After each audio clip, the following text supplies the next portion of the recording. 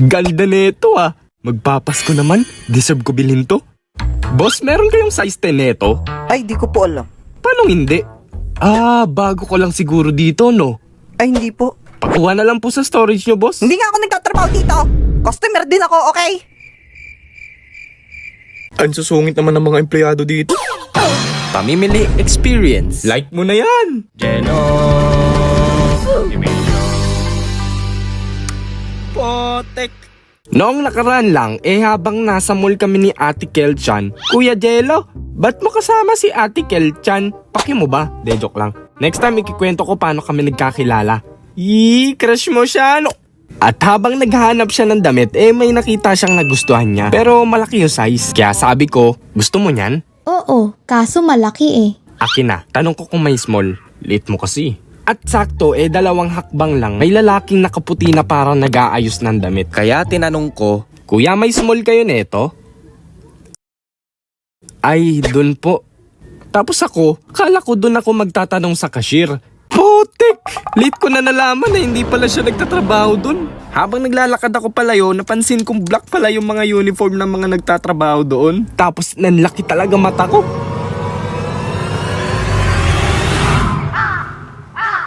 Bakit? Anong meron? Customer din pala yun na pagtanungan ko. Di ayon, parehas kaming natawa sa ginawa ko. Gusto ko na talaga magpakain sa lupa nun. Pasensya na kay kuya na pagtanungan ko Di ko in-expect kasi mukha kang presentable kaya napagtanungan kita. Sus, palusot! Eto pa, ewan ko ba't parang ang swerte ko pag namimili ako. Kasi it's either buy one take one yung nabibili ko or di kaya magugulat na lang ako nakasale pala yung produkto. Tipong handang-handa na ako isacrifice yung isang linggong baon ko. Pero dahil naaawa sa akin yung guardian angel ko, talagang hindi ako pinapagastos ng sobra. Salamat guardian angel. Naawa na ako sa kagastusan mo eh. Ngayong marami na ang sale kasi nga palapit na ang Kapaskuhan, kailangan nyo nang bumili ng mga panregalo habang maaga pa kasi pagdating ng bandang 20 ng December niyan, talagang para na kayong sardina sa mall niyan at di na rin maligaga kakahanap ng mga pangregalo. Ako lang ba yung suspicious pagdating sa mga sale? Kasi sasabihin nila sale daw yung sapatos, dating 3.5 naging 2.99 na lang daw.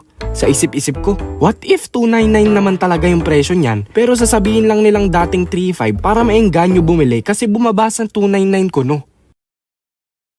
Sige na nga, bilhin ko na, sale na Pansin ko din sa mga staff or workers sa mga stores, parang lagi silang mapagmatsyag sa'yo. Yung tipong gusto mo lang naman maghanap ng brief, nang mabibili para napaghihinalan ka pang may gagawing di maganda sa sobrang sama ng tingin sa'yo.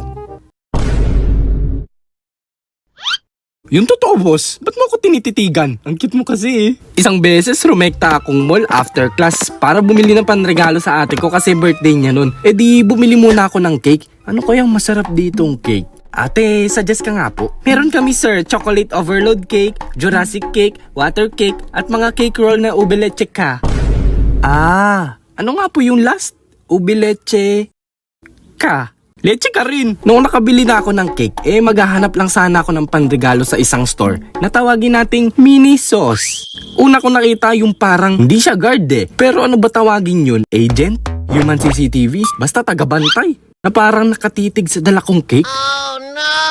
Di ayun, binigyan ko ng cake. Nagkikrave ata joke lang. Nakita ko yung nakalagay na no foods allowed. Kaya na-realize ko na agad ba't nakatingin si kuya. At dahil mabait akong mamamayan, dali-dali akong bumalik sa binilan kong cake para ipatabi muna kasi bibili pa ako ng panregalo. Pagpasok ko, nagtingin-tingin lang ako saglit ng mga kung ano-ano. Wala kasi akong maisip na pangregalo nun Ayun, habang nag-iisip ako muna, naaninag ko si kuya na parang pinagmamatsyagan ako. Oo, alam ko ginagawa lang nila trabaho nila. Pero minsan, it's making me uncomfortable. At talagang kada galaw ko, nagalaw din siya. Gagalaw ako dito, tapos susunod siya. Gagalaw ako dun, tapos gagalaw din siya dun. Tatambling ako dito, mag-i-split siya dun. Ayan, pag di ko kayo kailangan, sunod kayo ng sunod. Kapag magtatanong na ako sa inyo, bigla kayo nawawala. Oh, magkano to boss? Pero ayun, nakabili naman ako ng panre-regalo at nabalikan ko na din yung cake. Pero yun nga, wag mo nga hayaan mailang sa inyo yung customer Okay? Customer nga ako dito. So ayun, salamat sa malupit nating kakolab na si Boss Vince at si Ate Kel Juan. Subscribe tayo sa kanila ha. Yun lang, spend wisely ngayong magpapasko ha. Ariga, toy toy.